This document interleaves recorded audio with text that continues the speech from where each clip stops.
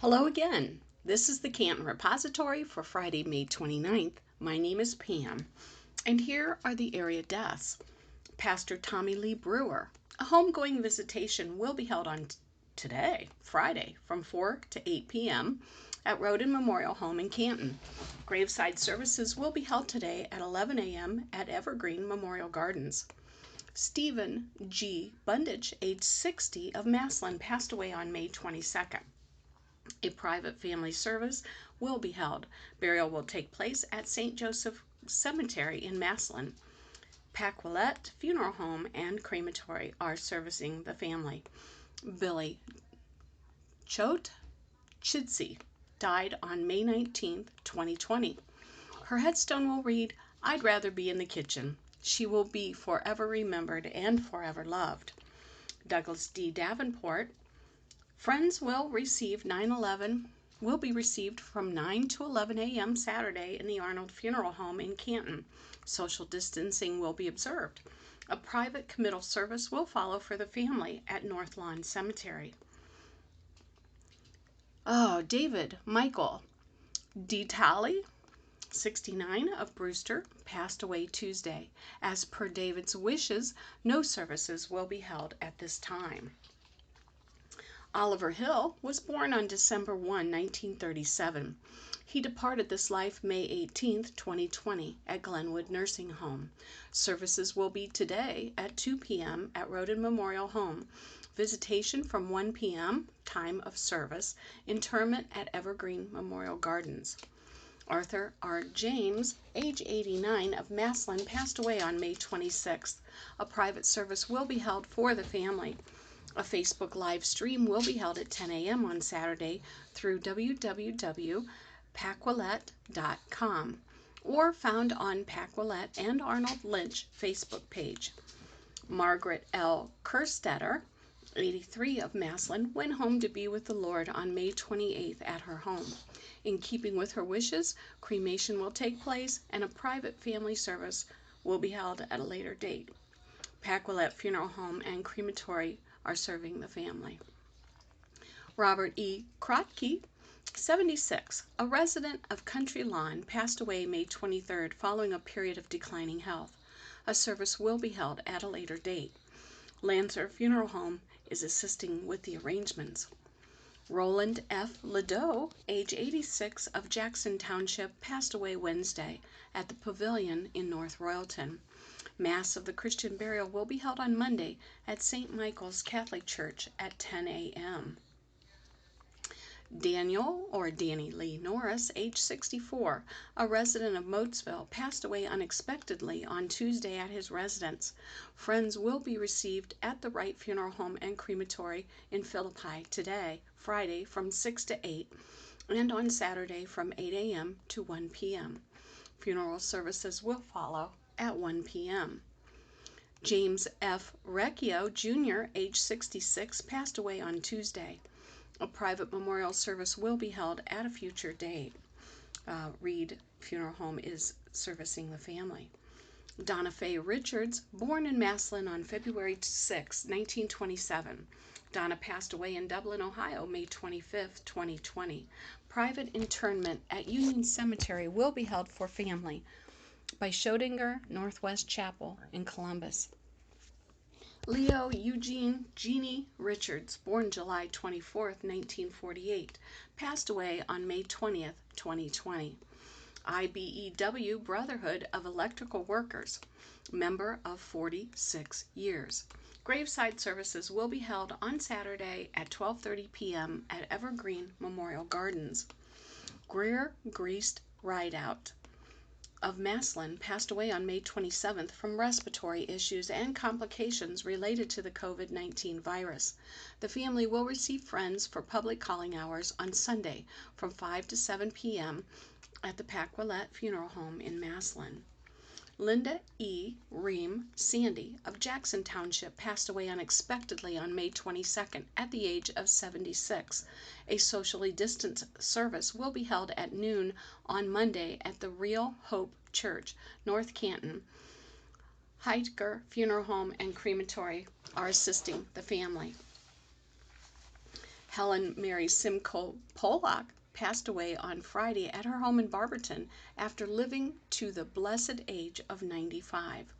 The family will receive friends from 6 to 8 p.m. today, Friday, at the Anthony Funeral Home, Kuchko Anthony Kurtz's Chapel in Akron.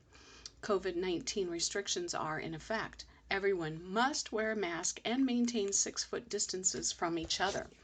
Funeral services will begin at 9:30 a.m. Saturday at the funeral home with prayers, followed by Mass of Christian Burial at 10 a.m.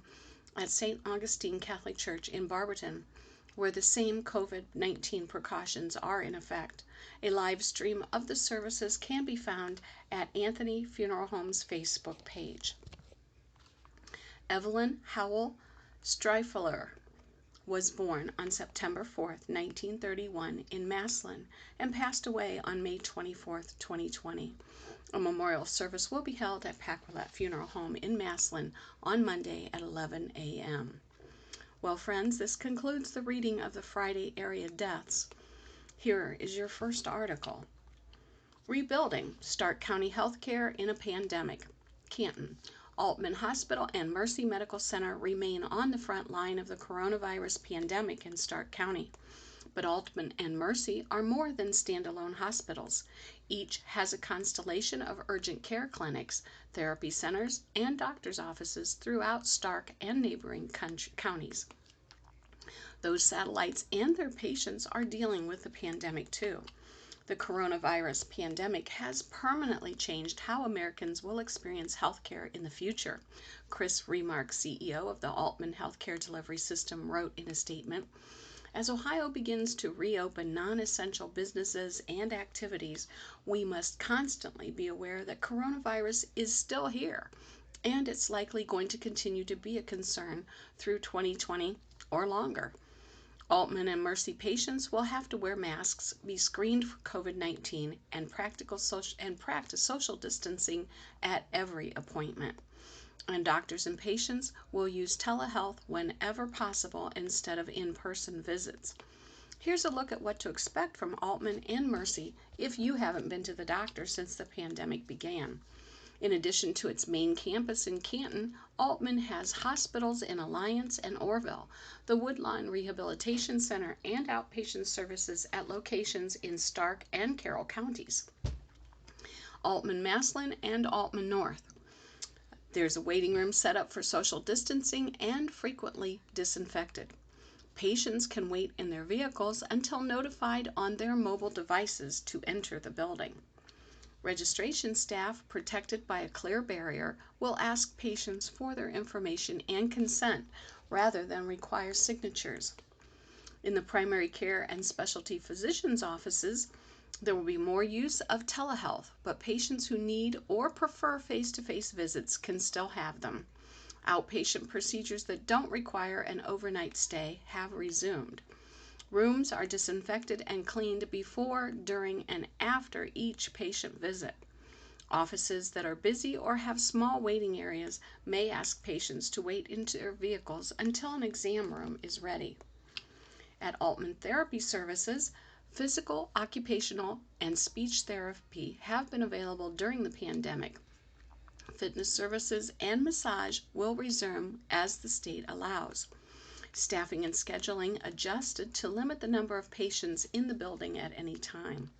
Offices that are busy or have small waiting areas may ask patients to wait in their vehicles. People who accompany patients also should wait in their vehicles.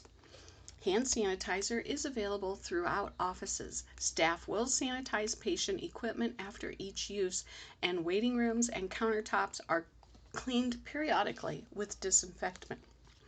At Altman Woodlawn, private rooms are being used to reduce the risk of contact with other patients. Access to technology for visits and weekly meetings, enhanced monitoring for COVID-19 symptoms among patients, and COVID-19 response drills. Home care encouraged as much as possible. At Mercy Medical Center has 10 health centers and physician offices in Stark, Carroll, and Tuscarawas County. To reduce the spread of COVID-19 and keep people safe, Mercy's stat care facilities and physicians are using telehealth so patients can stay at home when they have a minor and non-life-threatening illness or injury. Cindy Hickey, Vice President of Marketing and Public Relations, wrote in an email. Mercy has reopened all physician practices and is doing tests that don't require an overnight stay, such as mammograms, pulmonary function tests, sleep studies, therapy services, and lung screening. At any Mercy facility, including the hospital, patients should enter the facility alone if possible. Surgical patients can have one support person. Patients should not go to an appointment or procedure if they have COVID-19 symptoms or have been exposed to COVID-19. They should contact their doctor for further direction and seek medical attention right away if they have warning signs, including trouble breathing, by calling 911 or the nearest emergency facility. All Mercy facilities are following CDC guidelines for cleaning and sanitation, and employees are wearing masks and practicing proper hand hygiene, Hickey wrote. Hand sanitizer is available for patients to use at any time, too. We always want to remind our patients that proper hand hygiene is critical in order to stop the spread of infection, Hickey wrote. Well, let's move on. Our Massillon community leader, Mel Hernkane, retiring, by Amy Knapp. He has a passion to serve and love for his hometown. From rooting on his alma mater to sculpting young minds to working with the Boys and Girls Club and serving on community boards, Mel Hernkane has been a mainstay for more than 5 decades. After leading the Massillon West Stark Chamber of Commerce and Massillon Development Foundation for the past year, he plans to retire on September 30th. It's time, the 75-year-old grandfather said. I've worked 53 consecutive years at a variety of jobs. I haven't missed a paycheck. It's just time. Hernkane made up his mind earlier this year and is glad to end his career on his terms. The 1963 graduate of Washington High earned his bachelor's degree from Kent State and master's degree from Ashland University. At 22, he began teaching U.S. history and American government at Jackson High School. He remained 28 years until his retirement in 1995. I didn't want to go. I thought I still had a good 5 to 10 years left in me, but I couldn't argue with the economics of what I was offered to retire, he said. Many he taught are good friends today. After hanging up his teaching hat, Hernkane had stints as the executive director at Massillon's American Red Cross chapter and the United Way of Western Stark County. He served as chamber president from 2000 to 2005. Hernkane then began his partnership with the Boys and Girls Club, where he does consulting work. He plans to continue with the organization after he retires. Lucky guy, lucky community. Hernkane believes he is the luckiest guy because he enjoyed all his endeavors. I've never had a job that wasn't fun, he said. I never had a job I didn't like. Being an educator tops the list as it kept him young. When I left, I was 50, but emotionally and intellectually, I still felt like I was 15 years old, he said. Besides the many jobs, Hernkane has been devoted to community leadership. He served on the Massillon City Council as president from 1972 to 1982. As a young adult, he was asked to join his first board, serving on the board of directors that established the Massillon Big Brothers chapter. He also was founding member of the Mercy Medical Center Foundation Board and provided guidance to the Massillon Museum, Doctors Hospital, and Affinity Medical Center. Stark Development Board President Ray Hexamer said Hernkane's passion for the community is unparalleled. He has the ability to work with others for the greater good, Hexamer said. I think it's a testament to him and why he has been good at what he does in the different roles he's been in, which is why he's such an asset, he said. Hernkane said twice he was enticed to move from Massillon, but rejected the offers. Massillon, Ohio is my hometown. This is where my friends are, where my kids grew up, where my career started. Everything I have ever gotten, I have gotten because of Massillon, Ohio. I mean that from the bottom of my heart. This place is so special. It's been good to me and my family since my first ancestry came here in 1876. That is 6 generations. We have lived, worked, and played here, and it has been wonderful. Replacing a legend. Hearn Kane has no plans to be part of finding his replacement, but offered his thoughts on the next leader of the chamber. He recommended a young go-getter who is up on new technology. They need to have someone riding the horse that reflects the community and the business community, and that's not some 75-year-old guy that's been around the track as many times as I have. The departure from the chamber is bittersweet. His family has been involved with the group since its inception 105 years ago.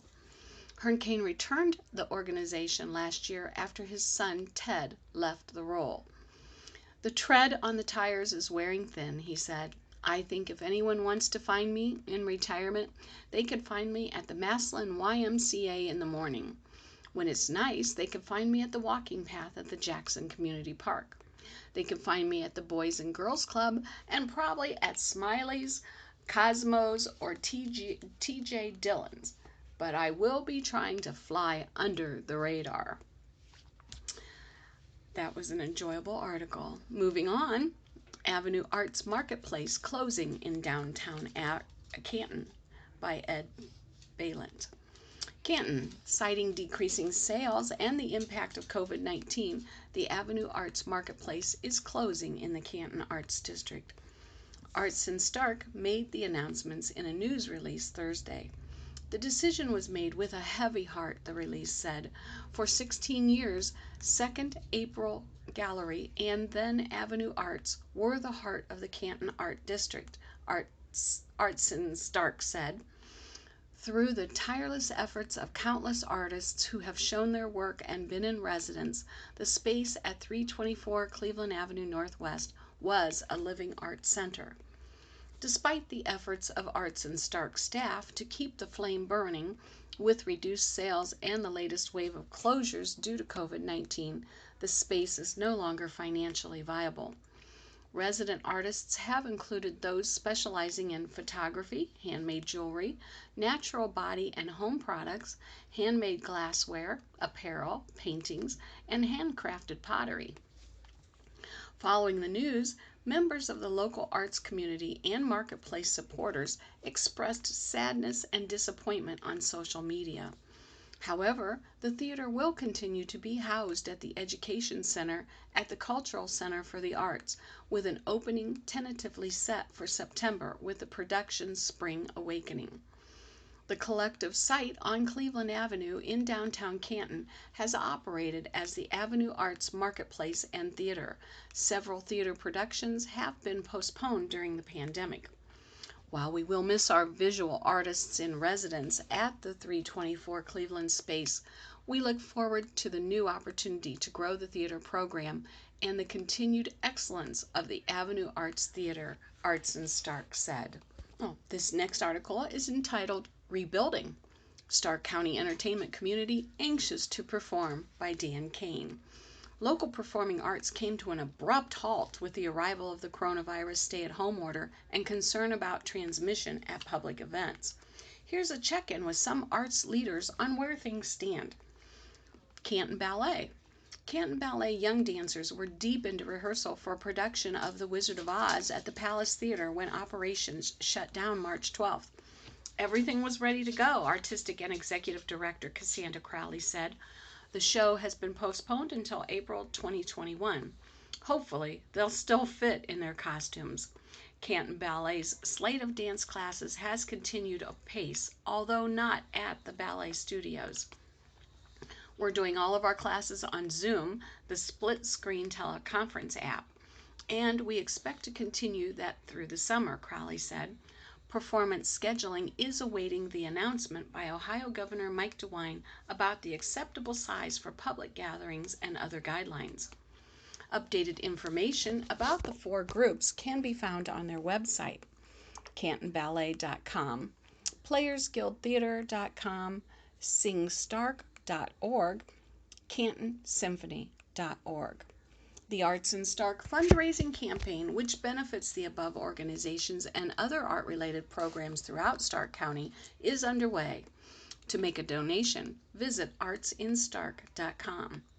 Zoom classes are now a new undertaking for Crowley, her teaching staff, and students. It's really difficult because you're standing in your kitchen or your basement or your garage or wherever, holding on to what you can and trying not to kick anything, she said.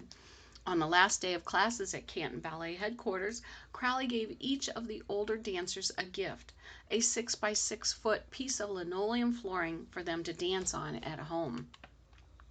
As for group classes returning to normal, Crowley said, "I'm going to see what happens with public schools in the fall. We're going to follow their lead." Moving to the Players Guild Theater. In March, the Players Guild abruptly shut down its production of Sister Act with one weekend of performances to go. 2 more musicals scheduled for the season, Ghost and Matilda, were canceled, but should reappear next season. "We've had to furlough the majority of our small team," says Josh Erickson, the Guild's producing artistic director. "Without productions, there's really very little for anyone to be doing." Resident director John Tizovich resigned to make a career change. His replacement has not yet been hired. "We're in a holding pattern, waiting for guidance on when we can have mass gatherings again," Erickson said. "Our thought process is making sure it's safe for everyone concerned, actors, crew, and audience. We'd like to kick off the next season with a fun retrospective concert. Ghost and Matilda will likely be part of the next season. It's challenging trying to plan for something when you don't know when you're going to be able to open," he said. Sing Stark, previously VOCI, had a full roster of programs that had to be canceled due to COVID-19 concerns. There was the Senior Sing program, which partners with Altman Generation and with more than 80 seniors registered, and the spring concert by a cappella group Vox Audio. The New Voices rock program was canceled after just one rehearsal, as were 2 summer music camps and all spring events for the main choir. Everything is on hold, awaiting word of funding and permission about public gatherings. People come together to sing in major life events, whether it's a celebration or in challenging times, says Carol Olson, executive director of Sing Stark. "We think our singers are definitely ready to get together and sing, but we're waiting for the right safe time for that to happen." At the Canton Symphony Orchestra, Michelle Charles, Canton Symphony president and CEO, has had a challenge of putting together the 2020-2021 concert season, a celebration of Gerhard Zimmermann's 40th year conducting the orchestra amid all kinds of COVID-19 uncertainties and limitations. What she has created is a 5-concert season launching October 11th, plus 2 pop concerts with musical selections that will give the concerts a smaller footprint in terms of musicians needed. Charles also has come up with a seating plan for the 1,400-seat Umstattd Performing Arts Hall that would allow for an audience of 600 while maintaining social distance if necessary. 3 seats would be left empty between couples, with seating only in every other row. To encourage attendance at the 2020-2021 Masterworks concert, Charles has launched an economy subscription, $40 for 5 concerts. Still scheduled are 3 summer concerts at Stark Parks, whose fate remains to be seen. Well, this next article is titled "Louisville Debuts Umbrella Alley" by Allison Matas. Only a handful of other cities in America can boast about anything like it. In Louisville, an attraction only a handful of other cities in America can boast about, and Umbrella Alley. Between shops along Main Street in the city's downtown, 185 brightly colored umbrellas hang suspended from a wire pulley system. Below is a brick and concrete alley filled with colorful chairs. The concept is owning the sky, says Rick Gilly, who masterminded the project with his wife, Rayanne. The new space debuted May 19th and is expected to become downtown Louisville's public gathering spot once large events are allowed again. The Gillys, who grew up in Louisville, came up with the idea about 5 years ago. Rick, a member of Louisville City Council, said there was uncertainty among everyone about whether the old downtown could be saved. The solution was Umbrella Alley, which is modeled after a similar display in a city in Portugal. The Gillies had a ton of help from Arts and Stark and local companies that donated to make the alley a reality. This summer, artist Jeff Kern, who did one of the 11 pieces in downtown Canton, is going to paint a wall in the alley. The plan for the mural is, however, a surprise. Umbrella Alley is across the street from Uptown Joe Coffee Shop and next to Unhitched Brewing Company. Rayanne says she hopes to see people grab a drink and pop over to the alley to enjoy it. If we can get it to be a destination spot, maybe it will revitalize downtown, she said. The Gillies want the alley to become the most photographed alley in Ohio, and they're off to a good start. On Saturday afternoon, Alexandria Webster stopped by in her cap and gown for a photo shoot before her 2 p.m. East Canton High School drive-through graduation. She and her mom had noticed the umbrellas the day before. "It's beautiful," Alexandria's mom, Jennifer Webster, said. "The umbrellas will stay up for about 60 days, come down for a couple of days, and then return for about a month and a half before being replaced with string lights for the winter." That sounds really cool. Well, my next article is titled "Fit Return: Massillon Rec Center to Reopen on Monday" by Stephen Grazer. Doors at the facility, 505 Erie Street North, will unlock at 5:30 a.m. on Monday. Changes have been implemented to help ensure safety during the coronavirus pandemic. Massillon members of one of the most utilized exercise outfits in western Stark County will be welcomed back on Monday. The Massillon Recreation Center is slated to reopen after a nearly 10-week closure due to the coronavirus outbreak. However, the population inside the facility will be limited to between 100 to 200 at a time, far less than the building's maximum capacity of approximately 1,200. "We're going above and beyond just to make sure we're safe and ready," says Steve Pedro, director of the Parks and Rec Department, adding that staff training on customer interaction and heightened cleaning of fitness equipment is ongoing. Doors at the facility, 505 Erie Street North, will unlock to members at 5:30 a.m. Monday. Employees are required to wear masks in public areas of the center. Masks are recommended but not required for the visitors. The rec center has between 3,000 and 4,000 members. The bulk of the facility will be available to folks, according to Pedro, who said the fitness center, classrooms, walking track, pickleball section, and swimming pool shall be open.